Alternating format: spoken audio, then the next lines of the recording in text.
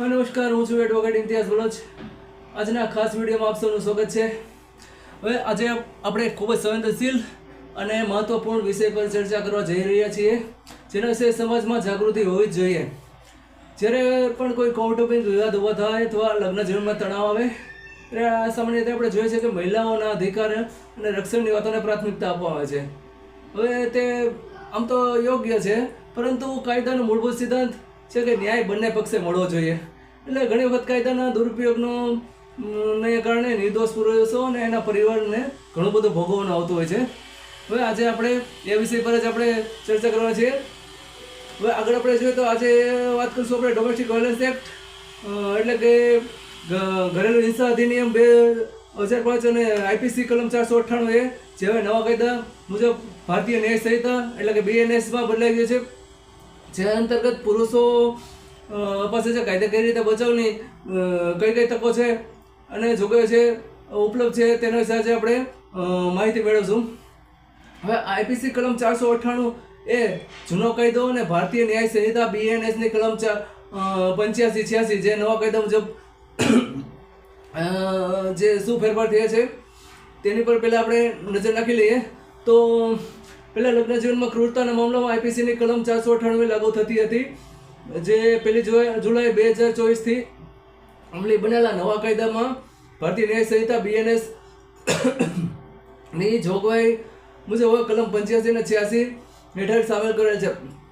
કાયદાની મૂળ વ્યાખ્યા સમાન જ છે, પરંતુ નામ અને કલમો બદલાઈ ગઈ છે. હવે આમાં પુરુષો માટે શું બચાવની તક છે તે જોઈએ તો અર્નેશ કુમાર વિરુદ્ધ બિહાર રાજ્ય સુપ્રીમ કોર્ટનો જે ઐતિહાસિક ચુકાદો છે, જેની અંદર આ ચુકાદામાં કલમ 498 અથવા નવી કલમ 85 હેઠળ જો ગુનો નોંધતા જ પોલીસ સીધી ધરપકડ કરી શકતી નથી.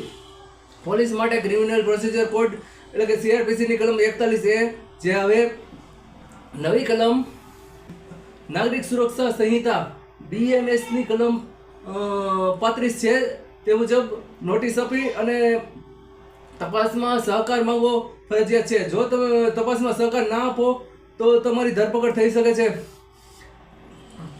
અને એટલા માટે મારી સલાહ છે કે પોલીસની તપાસમાં પૂરેપૂરો સહકાર આપો, જેથી તમારી ધરપકડ થઈ શકતી નથી.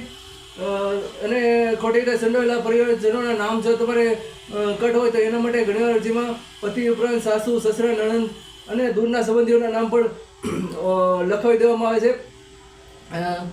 જો કંઈ ચોક્કસ ગંભીર આરોપ ન હોય તો નામ કાઢી નાખવા માટે હાઈકોર્ટમાં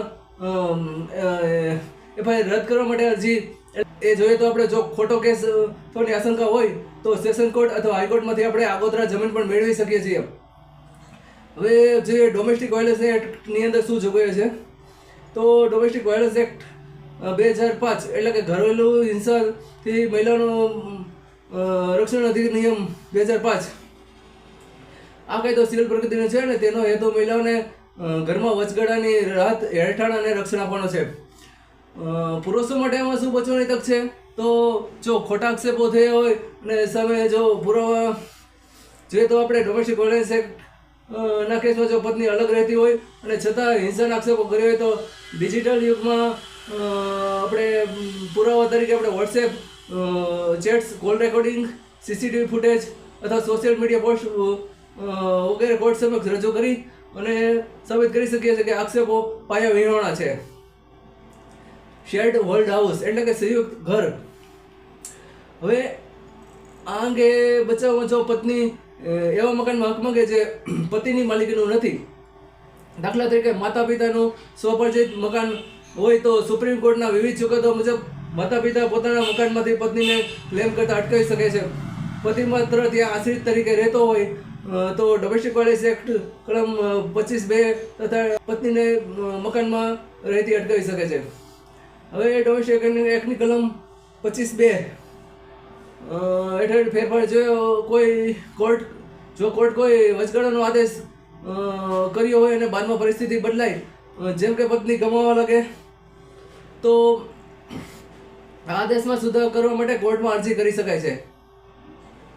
હવે ભરણ પોષણનો કાયદો એટલે કે CRPC કલમ 125 જૂનો કાયદો અને BNSS કલમ 144 માં જે નવો કાયદો છે તેની અંદર શું ફેરફાર થયા છે તો જોઈએ તો પહેલાં ભરણ પોષણ એટલે કે મેન્ટેનન્સની અરજી CRPCની કલમ 125 હેઠળ થતી હતી, જે હવે નવા ભારતીય નાગરિક સુરક્ષા સંહિતા BNSSની કલમ 144 હેઠળ થાય છે. કાયદાનો મુખ્ય ઉદ્દેશ પત્નીને આર્થિક રીતે લાચાર બધી અટકાવવાનો છે.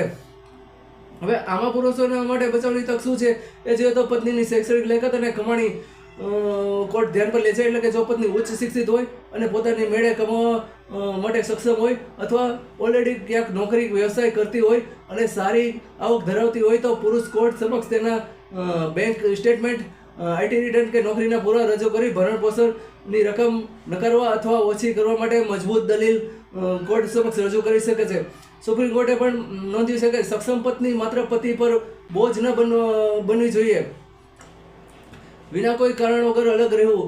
જો પત્ની એટલે કે પત્ની કોઈ વ્યાજબી કાયદેસરના કારણ વગર પતિનું ઘર છોડીને પિયર જતી રહે અને પતિ તેને સાથે રાખવા માટે તૈયાર હોય તો કાયદા મુજબ ભરણ પોષણ મેળવવા માટે પત્ની હકદાર રહેતી નથી. આગલો જે બચાવ છે તે વ્યભિચારનો છે. એટલે કે લગ્ન બ્રહ્મચર્ય સંબંધો જો પત્ની અન્ય કોઈ પુરુષ સાથે લગ્ન બહારના સંબંધોમાં જોડાયેલી હોય તો કાયદેસર રીતે ભરણ પોષણ મેળવવા માટે સ્ત્રીઓ હકદાર રહેતી નથી. એક ચુકાદો છે સુપ્રીમ કોર્ટની ગાઈડલાઈન છે રજનીશ વિરુદ્ધ નેહા. હવે આ ચુકાદા મુજબ બંને પક્ષોએ કોર્ટમાં પોતાની સાચી સંપત્તિ અને આવકનું સોગંદનામું એફિડેવિટ આપવું ફરજિયાત છે. જો પત્ની ખોટી માહિતી આપે તો તેની સામે કાયદેસરની કાર્યવાહી કરી શકાય છે. હવે એક મહત્વપૂર્ણ મુદ્દો છે કાયદાકીય લડતમાં પુરુષો માટે ખૂબ જ મહત્વની ટિપ્સ છે. એમાં સૌથી પહેલાં છે પુરાવાનો સંરક્ષણ. એટલે કોઈ પણ વિવાદ દરમિયાન ક્યારેય પણ ગુસ્સામાં આવીને કાયદો હાથમાં ન લેવો. Message, email, audio, video recording અને ટ્રાન્ઝેક્શનના પુરાવા હંમેશા સાચવીને રાખવા. બીજો મુદ્દો છે કાઉન્ટર લીગલ સ્ટેપ. એટલે જો તમારી સામે ખોટો કેસ થયો હોય તો તમે માનહાનિ અથવા ખોટી જુબાની આપવા બદલ અથવા ખોટા સોગંદનામા રજૂ કરવા કે તમને ખોટા કેસમાં સંડોવી દેવાના પ્રયત્નો બદલ પણ તમે તમારી પત્ની વિરુદ્ધ કાયદેસરના પગલાં લઈ શકો છો.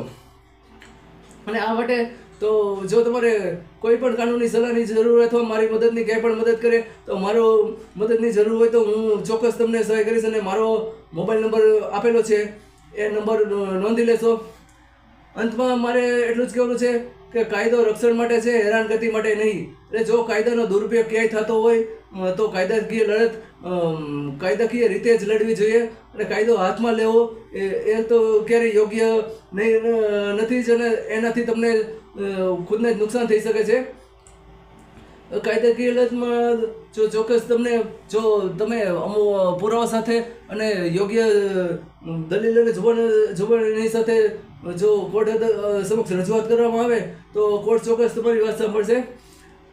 અને બાકી તો જ્યાં કંઈ કોઈ પણ મારા પ્રકારની કોઈ મદદની જરૂર હોય તો હું ચોક્કસ તમારા માટે હાજર જ છું.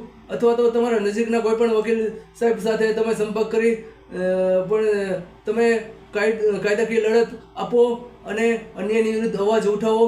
એક ન્યાયના એક સૈનિક તરીકે મારી ફરજ સમજી મેં આ વિડીયો શેર કરેલો છે. જો તમને આ માહિતી ઉપયોગી લાગી હોય તો વિડીયોને લાઇક કરો, શેર કરો અને અમારી ચેનલને સબસ્ક્રાઈબ જરૂર કરજો. આભાર, ધન્યવાદ. જય હિન્દ, જય ભારત.